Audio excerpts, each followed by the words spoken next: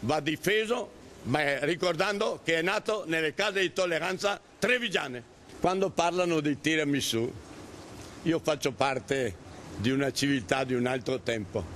Io posso dire che il tiramisù è nato nelle case di tolleranza trevigiane.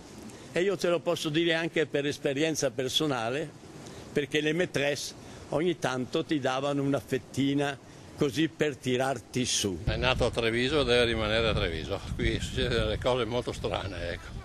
Un po' di disattenzione. Penso di sì, ecco. Però deve rimanere a Treviso, ecco. Ma non ne sono convinta. Tante fonti citano il trevigiano come luogo d'origine. Mi piace crederci. Penso che è sempre stato delle beccherie e credo insomma che sia nostro il primato. La regione avrà anche tante altre cose più importanti da fare, però tra le tante magari in ultima mettere anche questa. Sei da qua è Veneto. E quindi bisogna fare di tutto per riappropriarsi adesso? Perfettamente. Da quello che ho letto hanno fatto una bella ricerca in Friuli però. Prima di attribuirsi nella paternità, hanno fatto una ricerca abbastanza storica. Forse dovrebbe fare lo stesso anche a Treviso. È nostro.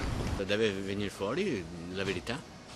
Se poi la verità dice che non è nostro ma è di qualche altra zona, per carità, però bisogna saperlo. Tutti dimostra tutto e dopo quando arriva a fine nessuno dimostra niente. Il tiramisù è nostro e rimarrà sempre nostro.